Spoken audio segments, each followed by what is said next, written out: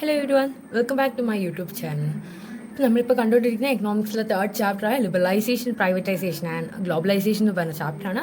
നമ്മൾ എന്താണ് ലിബറലൈസേഷൻ എന്ന് കണ്ടു. അതുപോലെ നമ്മൾ കണ്ടത് എങ്ങനെയാണ് ഇന്ത്യക്കാർക്ക് ലോൺ കിട്ടിയത്, അതായത് $7 ബില്യൺ എങ്ങനെയാണ് IMFും വേൾഡ് ബാങ്കും എന്ത് ഉറപ്പിലാണ് നൽകി, എന്ത് കണ്ടീഷൻ വെച്ചിട്ടാണ് നൽകിയെന്ന് നമ്മൾ കണ്ടു. പിന്നെ 1991 മുമ്പുണ്ടായിരുന്ന സ്ട്രാറ്റജിയുടെ പ്രശ്നങ്ങൾ എന്തെന്ന് കണ്ടു.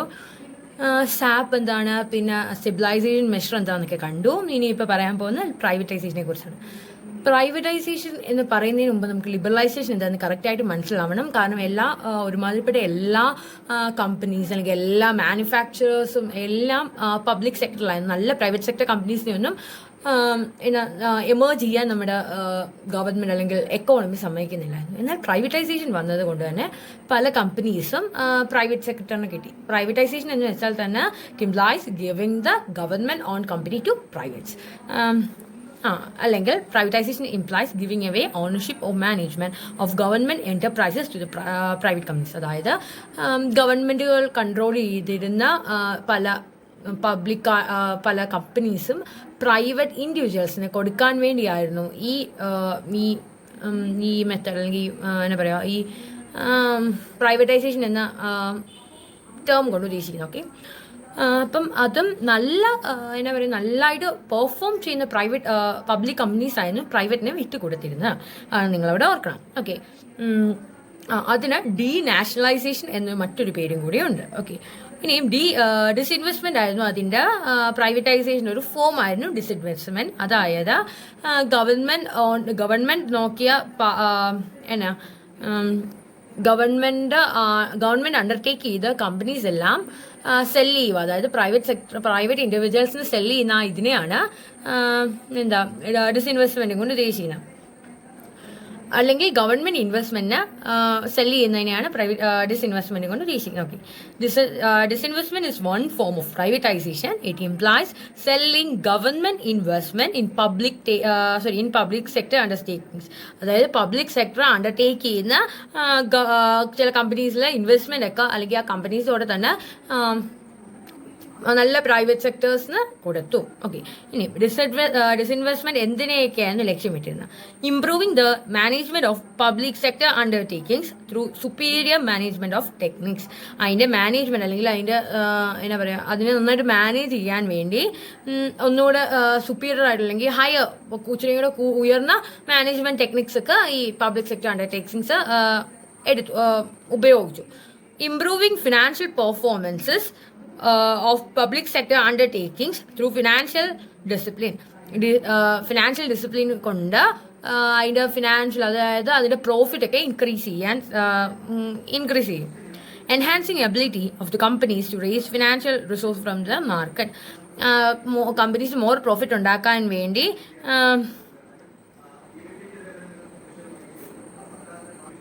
കൂടുതൽ ഫിനാൻഷ്യൽ റിസോഴ്സസ് ഒക്കെ മാർക്കറ്റിൽ തന്നെ സമ്പാദിക്കാൻ വേണ്ടി അവർ ശീലിച്ചു.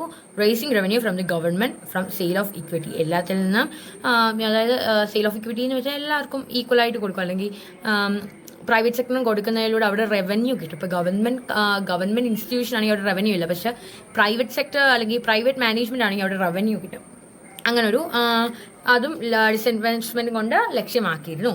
ഓക്കെ, ഇനി പറയുന്നത് the government made a series of disinvestment. Some public sector undertakings in non priority areas were sold of.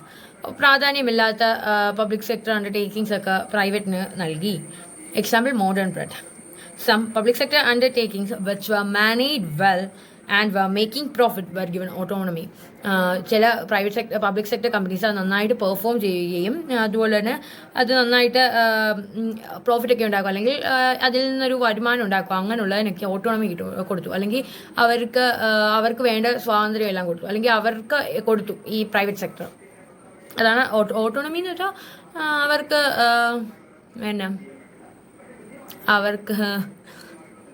അവർക്ക് അതിനുള്ള അധികാരം കൊടുത്തു. ഓക്കെ, മതി. in some companies in the areas like petroleum, steel, power, engineering, etc., which were doing well, were given financial, managerial, and operational autonomy by declaring them as Navaratnas. നേരത്തെ പറഞ്ഞ പോലെ തന്നെ നന്നായിട്ട് പെർഫോം ചെയ്യുന്ന പബ്ലിക് സെക്ടേഴ്സിനൊക്കെ അവർക്ക് autonomy കൊടുത്തു. എങ്ങനെ autonomy കൊടുത്തെന്ന് മാത്രമല്ല, അവർക്ക് ഫിനാൻഷ്യൽ ആയിട്ടുള്ള സപ്പോർട്ട്, മാനേജറിയൽ, അതായത് മാനേജ്മെന്റിന് വേണ്ടിയുള്ള സപ്പോർട്ട്, ആൻഡ് ഓപ്പറേഷണൽ, അത് ഓപ്പറേറ്റ് ചെയ്യാൻ വേണ്ടി അല്ലെങ്കിൽ അതിനെ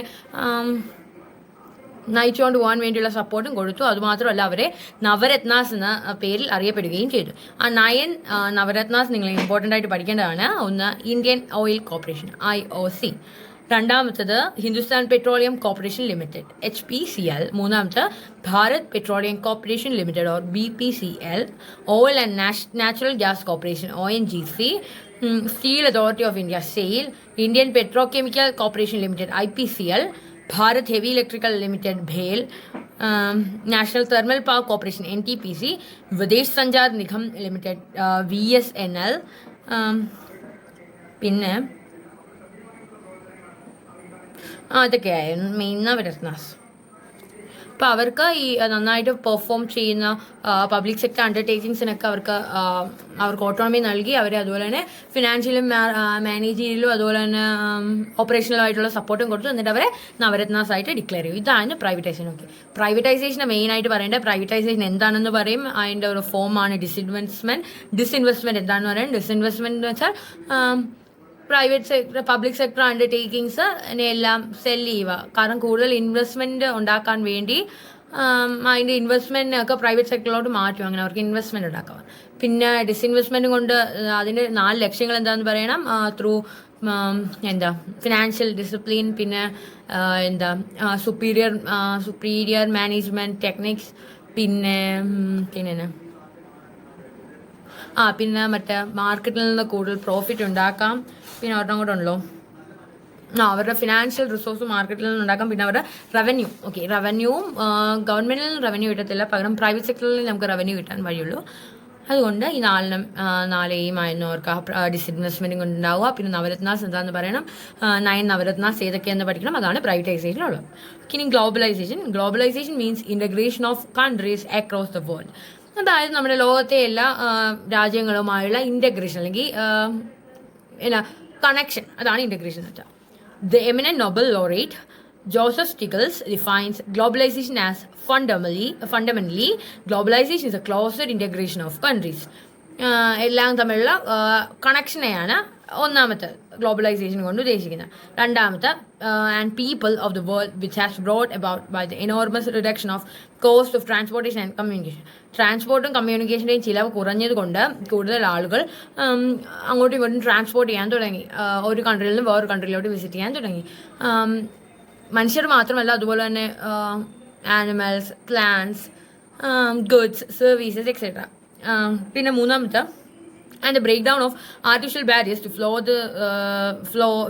the flow of food, goods, services, capital, knowledge and people across borders. Okay, artificial barriers ആയിരുന്ന കോസ്റ്റും കമ്മ്യൂണിക്കേഷനും കുറഞ്ഞത് കൊണ്ട് തന്നെ അവിടെ ഗുഡ്സിൻ്റെയും സർവീസിൻ്റെയും പിന്നെ ഇൻ്റലിജൻസിൻ്റെയൊക്കെ അങ്ങോട്ടും ഇങ്ങോട്ടുള്ള ട്രാൻസ്പോർട്ടേഷൻ കൂടി. Okay, it is clear from this definition that globalization implies closer integration of countries. അതായത് എല്ലാ കൺട്രീസും തമ്മിലൊരു കണക്ഷൻ ഉണ്ടാവുക. രണ്ടാമത്തെ, free flow of goods and services across national borders. അതായത് ഒരു രാജ്യത്തിൻ്റെ അതിർത്തിയിൽ നിന്ന് മറ്റൊരു രാജ്യത്തേക്ക് എളുപ്പം പോകാൻ സാധിച്ചു. മൂന്നാമത്തെ, extension of markets through reduction in transportation and communication cost. ട്രാൻസ്പോർട്ടേഷൻ്റെയും കമ്മ്യൂണിക്കേഷൻ്റെയും ചിലവ് കുറഞ്ഞത് കൊണ്ട് തന്നെ അവിടെ പെട്ടെന്ന് മാർക്കറ്റ്സ്, അതായത് ഇവിടുത്തെ ഇന്ത്യയിലെ പ്രൊഡക്റ്റ് വേണമെങ്കിൽ നമുക്ക് അമേരിക്ക അല്ലെങ്കിൽ വേറെ ഏതെങ്കിലും ഒരു കൺട്രി വിൽക്കാം. അതാണ് മാർക്കറ്റ്സ് എക്സ്റ്റെൻഡ് ചെയ്തതെന്ന് അർത്ഥമാക്കുന്നത്. To Amartya Sen, globalization is a phenomenon and not a policy. അത് നിങ്ങൾ പഠിക്കണം. Other economists also see globalization as the outcome of liberalization and privatization. Liberalization ഉണ്ടായത് കൊണ്ട് തന്നെ ആവാം ഗ്ലോബലൈസേഷൻ ഉണ്ടാകുന്നത് എന്നാണ് പറയുന്നത്. ഇനി അടുത്ത മെയിൻ പോയിന്റ്, ഔട്ട്സോഴ്സിങ്. ഔട്ട്സോഴ്സിങ് എന്ന് വെച്ചാൽ സോഴ്സിങ് ഫ്രം ഔട്ട്സൈഡ്. അതായത് എക്സാമ്പിൾ ഞാൻ പറയാം. ഇപ്പം ഇന്ത്യയിൽ നമ്മൾ MNCസിനെയൊക്കെ കുറിച്ച് എഴുതുന്നില്ലേ, multinational companies. Okay, multinational companies ഓരോ രാഷ്ട്രത്തിൽ ചെന്ന് അവർക്ക് അവിടെയുള്ള സേവനങ്ങൾ ഏറ്റുവാങ്ങും. അതായത് അപ്പം ഇവിടെ നമ്മൾക്ക് കുറേ മൾട്ടിനാഷണൽ കമ്പനീസ് കാണാം ഇന്ത്യയിൽ. ഓക്കെ, അത് ചിലപ്പം ഇന്ത്യ ബേസ്ഡ് കമ്പനീസ് ഒന്നും ആയിരിക്കുന്നത്,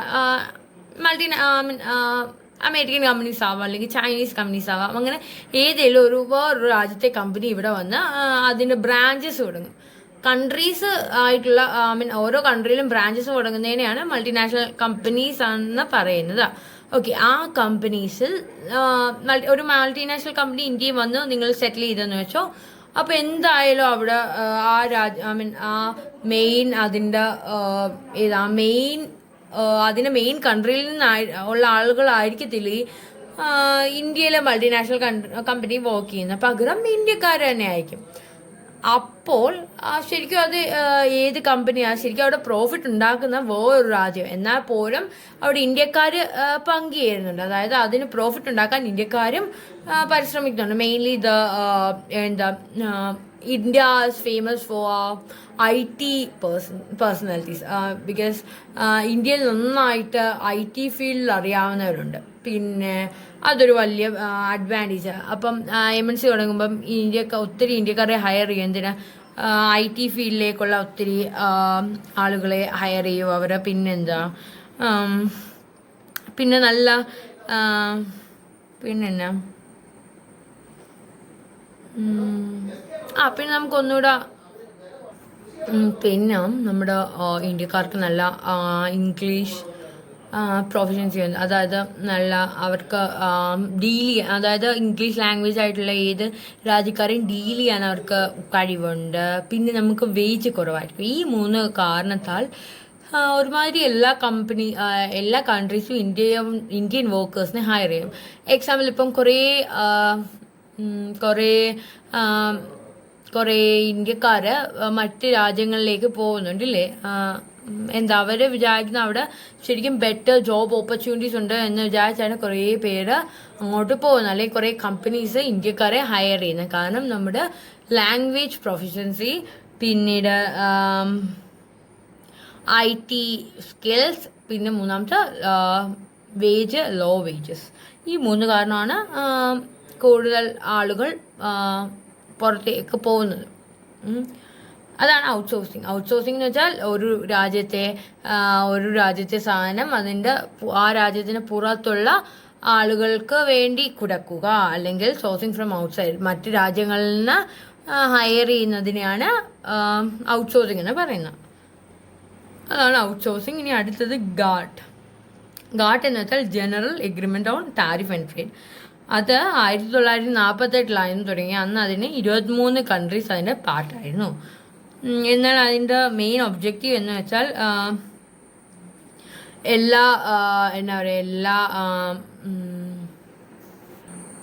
എല്ലാ റെസ്ട്രിക്ഷൻസിനെയൊക്കെ മാറ്റി അവിടെ ഒരു ഇൻ്റർനാഷണൽ ട്രേഡ് ഉണ്ടാക്കാനായിരുന്നു ഗാർഡിൻ്റെ ലക്ഷ്യം. അതായത് ഇപ്പം നമ്മൾ ക്വാട്ടാസും പിന്നെ ഒരു സാധനം കൂടെ പഠിച്ചല്ലോ, ഇമ്പോർട്ട് ഡ്യൂട്ടീസും, അതെല്ലാം ഇല്ലാതാക്കി ഇൻ്റർനാഷണൽ ട്രേഡ്, അതായത് ഒരു രാജ്യത്തിലെ ഗുഡ്സ് മറ്റൊരു രാജ്യത്ത് കൊണ്ട് സെല് ചെയ്യുന്നതാണ് ഇൻ്റർനാഷണൽ ട്രേഡ്. ആ ഇൻ്റർനാഷണൽ ട്രേഡ് വൈഡൻ ചെയ്യാനായിരുന്നു ഗാർഡിൻ്റെ മെയിൻ ഒബ്ജക്റ്റീവ്. എന്നാൽ 1995 ഈ ഗാർഡ് എന്ന് പറഞ്ഞ പ്ലാൻ മാറ്റി WTO എന്ന് പറഞ്ഞ പ്ലാൻ ആയിരുന്നു കൊണ്ടിരുന്നത്, അതായത് വേൾഡ് ട്രേഡ് ഓർഗനൈസേഷൻ. അതിന് main aims equal opportunities to all country in the international market. International മാർക്കറ്റിൽ എല്ലാ രാജ്യങ്ങൾക്കും തുല്യ സ്ഥാനം. Encouraging the multilateral trade rather than bilateral trade. രണ്ട് രാജ്യങ്ങൾക്കുള്ളിൽ നടക്കുന്ന ട്രേഡിനേക്കാൾ പല രാജ്യങ്ങൾ, അതായത് ഇപ്പോൾ ഒരു MNCയുടെ എക്സാമ്പിൾ പറയാം. MNC മെയിൻലി അമേരിക്കൻ MNC ആയിരിക്കാം. ആ കമ്പനീസിന് ഇന്ത്യയിൽ മാത്രമായിരിക്കത്തില്ല ബ്രാഞ്ചസ് ഉണ്ടായിരുന്നത്. പകരം ഇപ്പോൾ ചൈനയിൽ കാണാം, ജപ്പാനിൽ കാണാം, നെതർലാൻഡ്സിൽ കാണാം, അതുപോലെ ഒത്തിരി റഷ്യയിൽ കാണാം. ഒത്തിരി രാജ്യങ്ങളിലായിട്ടുള്ള ട്രേഡിനെയാണ് മൾട്ടിലാറ്ററൽ ട്രേഡ് എന്ന് പറയുന്നത്. അതുകൊണ്ട് മൾട്ടിലാറ്ററൽ ട്രേഡാണ് ബൈലാറ്ററൽ ട്രേഡിനേക്കാൾ പ്രൊമോട്ട് ചെയ്യേണ്ടതെന്നാണ് ഇതിൻ്റെ ഒരു എയിം. രണ്ടാമത്തെ aim, a rule-based trading system removes arbitrary trading restrictions. Okay, അവിടെയും പറയുന്നു നമ്മുടെ ട്രേഡ് റെസ്ട്രിക്ഷൻസിനൊക്കെ റിമൂവ് ചെയ്തിട്ട് ഒരു പുതിയ റൂൾ കൊണ്ടുവരിക. Extension of trade by including trade in services like banking, insurance etcetera. ട്രേഡിനെ ഒന്നുകൂടെ വികസിപ്പിച്ചിട്ട് അവിടെ ബാങ്കിങ്ങും ഇൻഷുറൻസും പോലുള്ള ട്രേഡും അവിടെ എന്താ പറയുക അതിനെയും ഉൾപ്പെടുത്തുക. Removal of tariff and non tariff barriers. താരിഫും നോൺ താരിഫും പോലുള്ള പ്രശ്നങ്ങളൊക്കെ അവിടെ റിമൂവ് ചെയ്യുക. Including TRIPS and TRIMS in the scope of international trade. അതായത് ട്രേഡ് റിലേറ്റഡ് ഇൻ്റലക്ച്വൽ പ്രോപ്പർട്ടി റൈറ്റ്സും ട്രേഡ് റിലേറ്റഡ് ഇൻവെസ്റ്റ്മെൻറ്റ് മെഷേഴ്സും ഒക്കെ ഇൻ്റർനാഷണൽ ട്രേഡ് വർദ്ധിപ്പിക്കും. ഓക്കെ, അതുകൊണ്ട് നമുക്ക് ഇന്നത്തെ ക്ലാസ് അവസാനിപ്പിക്കാം. ഇനിയിപ്പോൾ നമുക്ക് പഠിക്കാനുള്ള Indian economy during the reforms. ഈ പ്രൈവറ്റൈസേഷനും ലിബറലൈസേഷനും ഗ്ലോബലൈസേഷനൊക്കെ തുടങ്ങിയത് കൊണ്ടുള്ള നേട്ടങ്ങളും അതിൻ്റെ കോട്ടങ്ങളും എന്തൊക്കെയാണെന്ന് ഇനി നോക്കാം. സോറി, അത് അടുത്ത ക്ലാസ് നോക്കാം. ഇനിയിപ്പം എൻ്റെ വീഡിയോ നിങ്ങൾക്ക് ഇഷ്ടപ്പെട്ടാൽ please like, share and subscribe. Thank you.